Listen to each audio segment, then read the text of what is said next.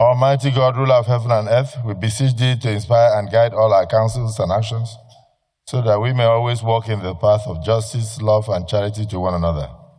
Help us with thy grace to do only those things that will promote the unity, happiness, and prosperity of Nigeria. Amen. Okay, so confirm, page 62.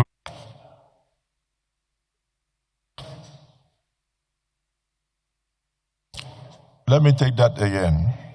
Page 535, page 536, page 537, page 538, page 539, page 540, page 541, page 542, page 543, page 545, page 544, 545, page 546, page 547, page 548, page 549, Leader of the Senate approached.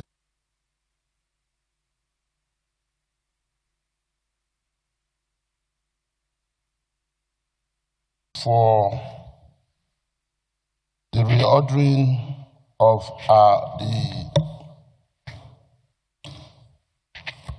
items on the order paper, actually, pursuant to Order 1.1 of our rules, I will be moving that we actually step down the first order of the day for another legislative day.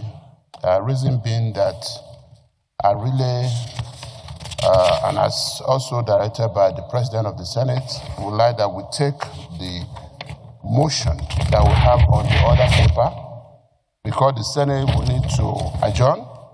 Earlier today, Mr. President is expected to represent us at the Council of State meeting, which would commence at the Presidential Villa soon. So my motion is that we step down the first order of the day and go to the second order of the day, which is the motion on the urgent need to correct misconceptions regarding the purported Christian genocide narratives in Nigeria and in the international community. Mr. President, if this motion is seconded and approved by our distinguished colleagues, I would like to then say that the first order of the day is a motion standing in the name of distinguished Senator Mohammed Ali Ndume, that we reorder the items on the agenda first. I so second. Thank you, Senate Leader, and seconded by the Minority Leader. Say aye. Accordingly. Thank you, Mr. President, and my distinguished colleagues. I am Senator Mohammed Ali Ndume, representing Borno South, and I am, with other colleagues, the sponsor of this motion, which is the urgent need to correct misconception regarding purported Christian genocide narrative in Nigeria and the international community. I want to state here also that some of my colleagues' names have been missing, and I think that should be reflected after the motion in the votes and proceedings.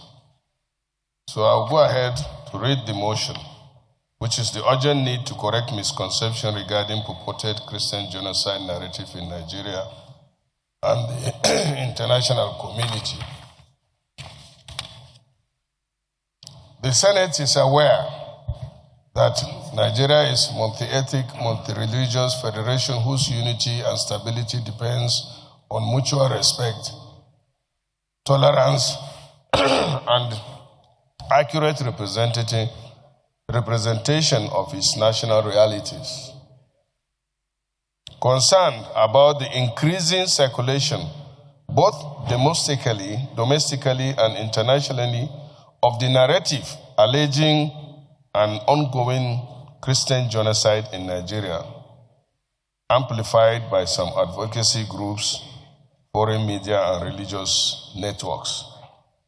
Also concerned that such narrative, though often arising from genuine concern, risks oversimplifying Nigeria's security challenges, deepening sectorial suspicion, and creating negative perception of the country in the international community. Note that Nigeria continues to face insurgency, terrorism, banditry, communal violence, and criminal attacks, which have tragically claimed the lives of both Christians and Muslims. Just few examples. In Plateau in July, violent attacks on farming community, predominantly Christian, led to over deaths of 20 or more and destruction of properties. In Katsina, Zamfara, and even Sokoto and Kebbi, there has been reported killings recently of Muslims, mainly, and in fact, in some instances, in a mosque that is in their prayer place. In Borno State, my state, recently, over 53 people, all Muslims, were killed in Dar es Jamal. Just last week, in my local government, Kirawa which constitutes majority Muslims, about 95 or more %, were completely displaced and they had to run to Cameroon. Unfortunately, it was reported that they were Christians. And I don't think there are Christians among them because I'm from that local government. In Kaduna State, we have this issue of banditry in Kaduna South particularly, but not directed to a particular religion. So we also note that the Nigerian Constitution of the Federal Republic, the Constitution of the Federal Republic of Nigeria as amended, guarantees freedom of religion, equal protection under law, and obliges the states to protect lives and property of citizens irrespective of faith and ethnicity. Recognizes the importance of transparent communication, interfaith solidarity, and fact-based reporting in countering extremist propaganda and preventing sectarian division. Mindful of the recent discussion in the United States particularly, and United States Senate and Congress particularly on religious freedom, including moves to designate Nigeria as a country of particular concern, which is known as CPC. And I want to state here that Nigeria was placed on that by the current president, Donald Trump. And it was during the government of Biden that Nigeria was removed. The implication of this is somewhat, and I hope my colleagues will understand that. Then affirm that while Nigeria faces security challenges, these are not defined by religion alone, but by complex mix of terrorism, criminality, and social economic factors. Accordingly, urge the federal government through the Ministry of Foreign Affairs, security agencies, and other relevant stakeholders to enhance transparent and data-driven public communication, providing verified casual figures and the context, and counter the misinformation. For example, what I read about the submission of Ted Cruz was that over 50,000 Christians were killed. But to me, it may be more or it may be less. But the UNDP authentically gave the figure from 2009 to date as 350,000 deaths occurred as a result of Boko Haram terrorists and all that attack. 2, call on religious leaders, civil societies organizations, and Nigerian media, as well as foreign media, to communicate responsibly, avoiding language that could inflame sectorial division while fostering dialogue, unity, and mutual trust. Example of this is just yesterday, the CAN made a statement that it is not true. The same thing today. There's social media information going around that Christians are being persecuted. This is coming originally from the American Senate, and this Senate or the National Assembly have a responsibility. Now, 3, mandate the Committee on Foreign Affairs, National Security to collaborate with executive in developing a coordinated national communication strategy to present accurate information on security and interfaith relations. Engage constructively, and that is very important, Mr. Senate President, distinguished colleagues. This is coming from the US Congress originally. On the 2nd of October, the Canadian Parliament also expressed concern through their leaders. The House have passed a resolution on this matter, Resolution 594 in the US Congress, and it has also been referred to their Foreign Relation Committee. Andrew Scheer, who is the leader of the opposition in the Canadian Parliament, brought this matter forward on the 2nd of October 2025.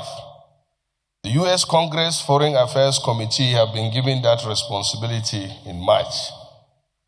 Ted Cruz, most recently, and some others, 5 senators, all Republicans, have also led their colleagues in condemning. What page? What page is that? Sir? What page? It's additional information. I didn't hear you. Okay, you need it. What page? What page are you reading now? It's additional information. But you should give us a written. You should give us a written document. You are debating your own motion. Yes. No, I'm not debating. I'm providing more information. No, but it should be in writing. Okay. I think we should first stick to what you have on paper. So okay. Until we go into debate. Because okay, and lastly, I'm even done, Mr. President. Okay. Then I thank you. Promote interfaith peace-building programs that emphasize shared experiences and losses. And then finally, urge the federal government to ensure justice and accountability for the victims of violent attacks, irrespective of religion, ethnicity, as a means of addressing impunity, promoting reconciliation, and strengthening public confidence in the institution. Mr. President and distinguished colleagues, before I stand, and you said this, I should stick to the information on the motion. But as I want to say, Mr. President, if some of us know or some of us don't know, as I stand before you, I am a product of both religion. My mother is a Christian. I thought we should have a seconder. Let somebody second this motion. Then we can now subject it to I have motion. I therefore move the motion that this Senate needs to urgently correct the misinformation on the purported Christian genocide narrative in Nigeria and in the international community. I so move. The entirety of the motion is ably moved by my colleague, Senator Ali Ndumi. In doing so, Mr. President, let me admit that I subscribe to the entire content of the bill and motion, including the poor praise they are containing. And I just too take the motion as serious as give the serious attention it deserves, because this is outright misinformation aimed at destroying our nation. One of the write-ups I have come across in this matter is saying that about 100 churches are banned in Nigeria every month. It's about 3 per day in Nigeria. Unfortunately, where I come from, there's no church that was ever banned. People killed in Sokoto and Parag. No, not all of them are Muslims and not Christians. This information, Mr. President, cannot be allowed to continue as it is. We must take decisive steps to ensure that we readdress the reality of what is ongoing in Nigeria, that the global community will have true education of what Nigeria is and what Nigeria should be, what its policy is in Nigeria. Thank you. I so second, Mr. President. I so second the motion, Mr. President. Thank you. My dear colleagues, my name is Suleiman. I align myself with the content and prayer of this motion. Mr. President, I believe, and it is very common knowledge to us, that nobody is supporting crime or any act of terrorism in Nigeria. The government and the good people of Nigeria are doing their own best to make sure that we are living in a very peaceful and conducive atmosphere. In our constituencies, which may surprise some of Nigerians, is that I have so many Christians in my own constituency, over 50 churches from my own constituency, and we are living peacefully with them. There was nobody is complaining. And they are from Kano. They have their churches. When you go to Kano, even the municipality of Kano, you will find out that there are so many churches and Christian center, and they are doing their activities day in, day out. And in some cases, our governors or previous governors are in one way or the other join hands with them to provide security to entire Kano. Some of the leaders of Kano in my own state are members of the Security Council, and they are members of our traditional institution. They are doing their own best. It is a surprise for us to hear a Congress like United States Congress, where all of us were frauding, to come up with this kind of bill, where most of Nigerians are very ignorant on the content and the intent of the bill, which, with your permission, Mr. President, I will read the prayer or the intent of the bill, which if for any reason they pass it, it will be a very dangerous to us, both the Christian and Muslim. One, the bill is Nigeria Religious Freedom Accountability Act of 2025. Specifically will impose targeted sanctions against Nigerians officials who facilitate violence against Christians and other religious minorities, including by Islamic terrorist group. Impose targeted sanctions against Nigerians officials who impose Sharia and blasphemy laws in their state. requires the Secretary of State to designate Nigeria as a country of particular concern. Country of particular concern.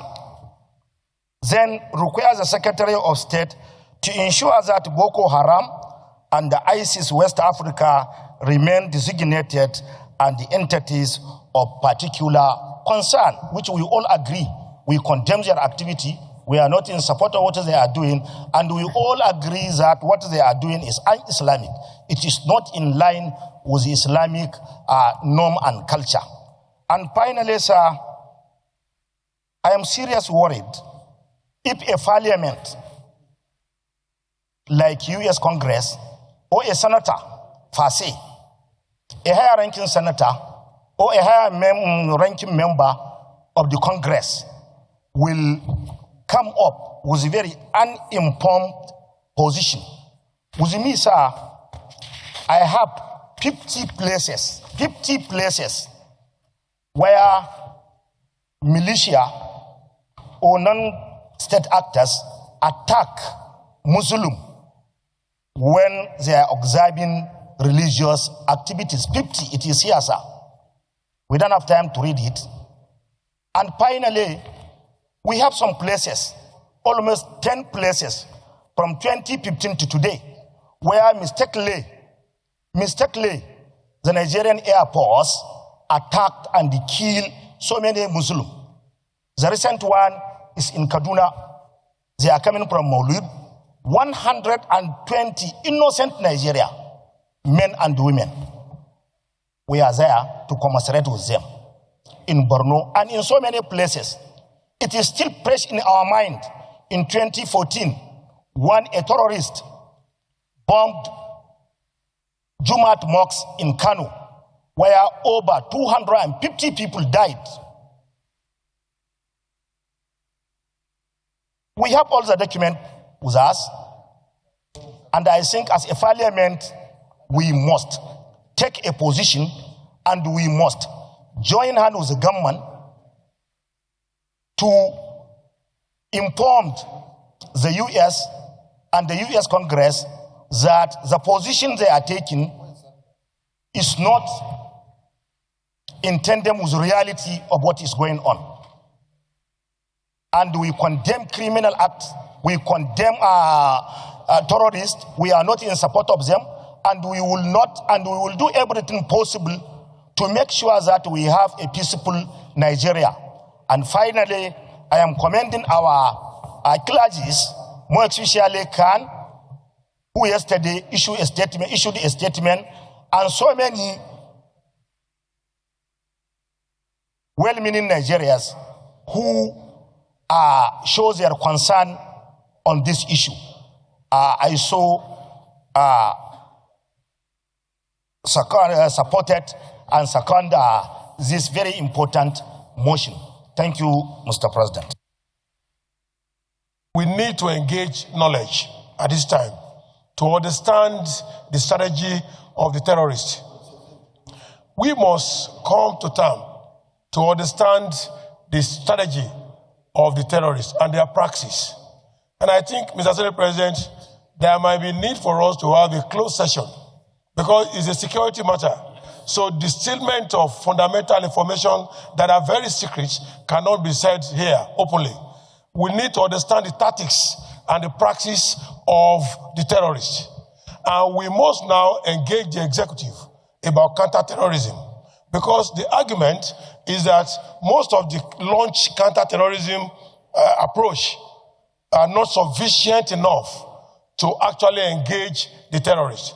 The summary of my submission is that unless we can place in proper perspective the strategy of the terrorists, it will be difficult, Mr. Senate President, unless we engage knowledge and know the strategy of the terrorists. It will be difficult for us to actually suggest what counter-terrorism strategy that you engage to get this thing out of us. It's not a sympathy matter. The moment the United States Senate knows that we are doing this engagement, then obviously speaking, they cannot pass anything over there.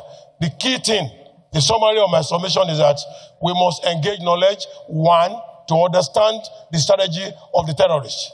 if we get that one documented and we know it very well, we must now know what counter-terrorism are we going to use before we go to displacement of information and political propagandas and all the rest. Life is priceless, Mr. Senate President. And I must thank you again for approving security summits in this Senate, being headed by Senator Okoyemi also. And I think this is very important. But before I take my seat, I must say clearly, it is not all the matters that we know of that we can discuss here. We must go into executive session to particularly to define and redefine our counterterrorism. I'm just back from the United Nations Counterterrorism Conference, and I was able to persuade the participants there from about 180 countries that our counterterrorism approach adopted by Mr. President in respect of Rivers State was the best to do, because we cannot allow Nigeria, to be a battleground for intervention engagement arising from insufficient security from outsider. And they agree with me, but they were able to get the information that the executive counterterrorism was not lawless. And I challenge them. Mention one person that was killed in Rivers State within the 6 months of state of emergency. That means our counterterrorism works very well there. In this matter, on this motion, Mr. Senate President, there is need to engage knowledge. Let's revert back to executive session at appropriate time to discuss and evaluate terrorist strategy. Then we will be able to define counter-terrorism strategy that we will adopt to make, it's not a matter of Christian or Muslim or whatever. Once we do this, we have a better way to go. Thank you very much for this short snap. Thank you. Well, that we ought to have gone into executive session to discuss this. But I don't think we can win. No group can win any discussion on this, because it depends on the state you are looking at.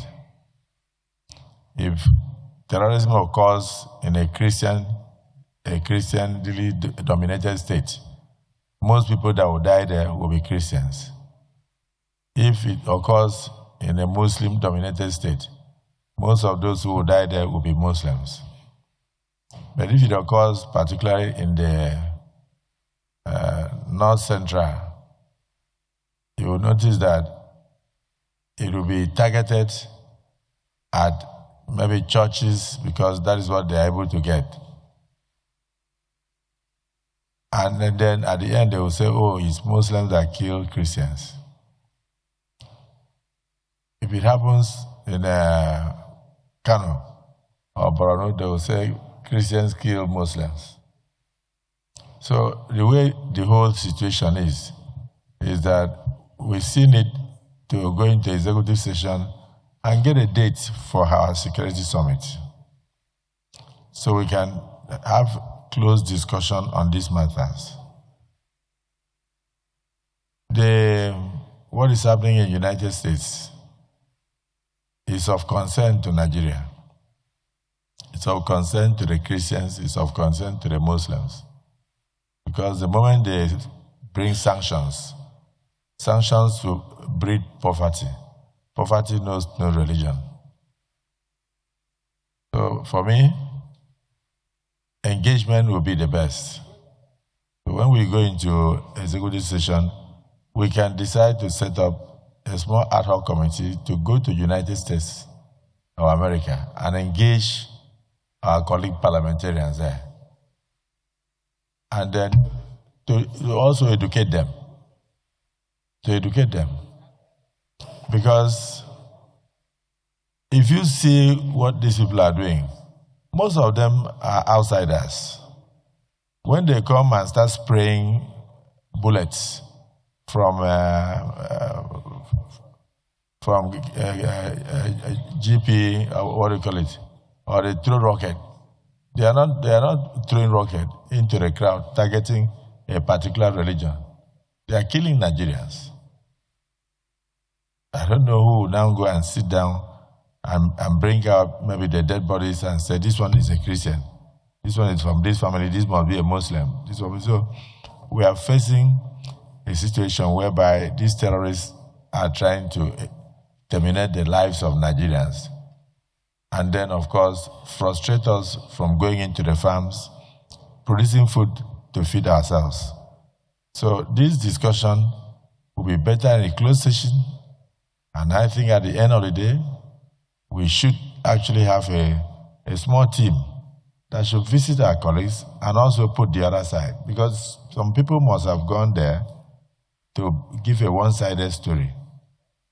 And at the end, it will now look as if only Christians are being killed by terrorists in Nigeria. But I can tell you that a lot of Muslims have lost their lives in the last 5-10 years. The same way Christians have also lost their lives. So my personal opinion is that Nigerians have lost their lives as a result of insurgencies, banditry, and others. So if you look at what is happening in the Southeast, predominantly Christians, most of those that are killed in the Southeast, including the late husband of our demised icon, Dora Akunyili, the way the man was shot dead and everything, will you come and ascribe that to religion? I'm talking about what IPOP is doing. You see brothers killing brothers. Okay, so the sit-at-home that is going on Mondays in the Southeast that has almost crippled the economy of the Southeast, is it targeted at Christians or Muslims? So Nigeria has complex security situations, and we should actually go out there and educate people so that they will know what to do. But when they just come out with a one-sided motion, it means they have a target, and that target is to strangulate the economy of Nigeria. That's my personal opinion. So it's left to us as a parliament to take proactive actions and be strategic in our response. If we stay here to give figures and instances where Muslims were killed or where Christians were killed, then we are not helping the situation. Ours should be, what do we do to ensure what Senator Jimoh Ibrahim said, counter terrorism? How do we respond to the guerrilla tactics of the terrorists, whether internal or external aggressors? So let's go into the prayers. Is there anybody that is opposed to this motion?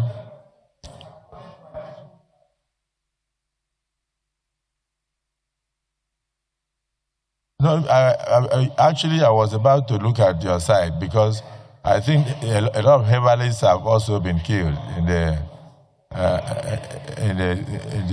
Is there anybody that is opposed to this motion? Okay, so Leader of the Senate, approach the chair.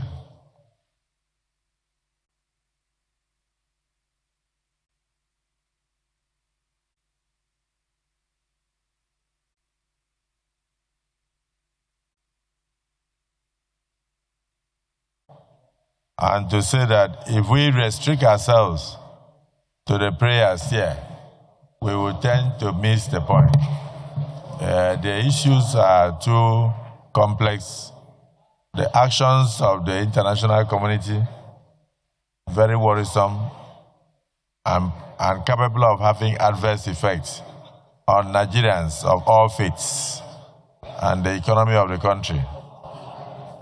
Is also capable of affecting the dignity of Nigerians wherever they go to. Therefore, we must have a strategy to approach this issue. And so, Leader of the Senate, my personal opinion is that this has been brought to the fore of the Senate, and then we must have exhaustive deliberations in closed session on this. And then we must also come up with a strategy to correct the misinterpretation, the misinformation, and at the same time educate the international community. So we may not need to go into item by item on these prayers. Yes?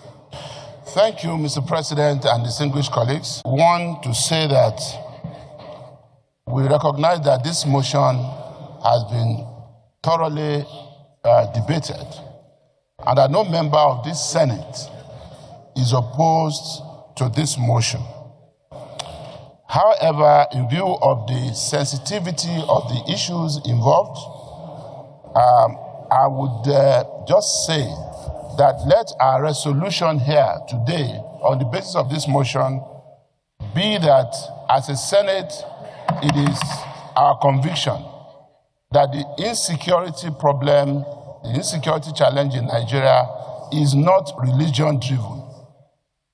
And having said that, as a resolution on the basis of our discussion here, that we will now step down further consideration of this motion, especially the prayers, till the next legislative day, which is Tuesday next week, when we can have our executive session, to discuss these prayers as well as other related matters, and also our impending security summit, and possible delegation that we will be sending to the international community.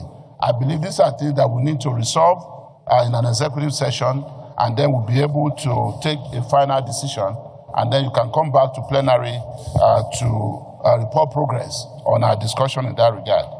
But again, I say that let it be resolved that this Senate is totally in support of this motion, and it is the view of this Senate that our insecurity challenge in Nigeria is not religion-driven.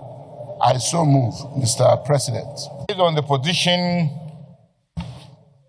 adequately raised by the Senate leader, I second the motion most appropriately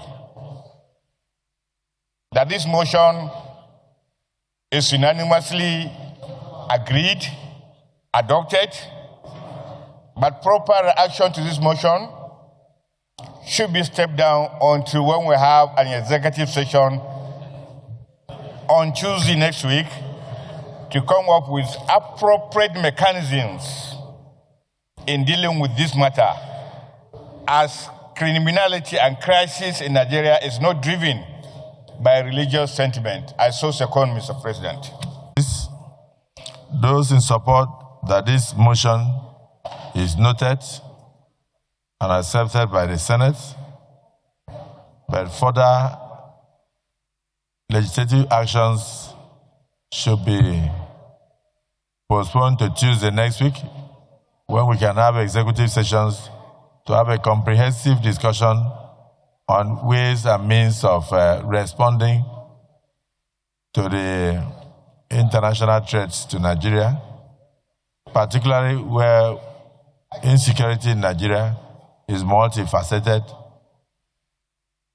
and not only religious-driven, but very complex, so that we can come up with a proper strategy that will not only address the issues, but also clean the image of Nigeria, so that we don't criminalize any particular section or any particular religion. Those in support of this submission say aye. Those against say nay. The ayes have it. So we thank Senator Ndume for bringing this to the fore. We have noted it.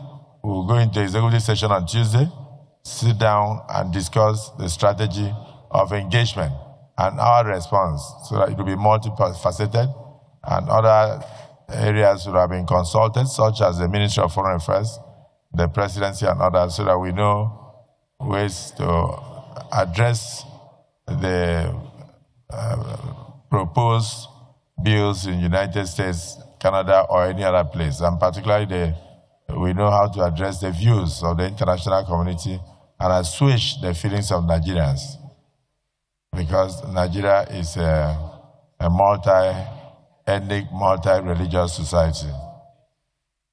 So I thank all of you. Leader of the Senate. Proceedings on the other paper, the 14th day of October 2010. I so move. I so second. Colleagues, those in support that this Senate do adjourn to Tuesday at 11 a.m. prompt, say aye. Those against say nay. The ayes have it. No. Don't tell me that. No, don't see.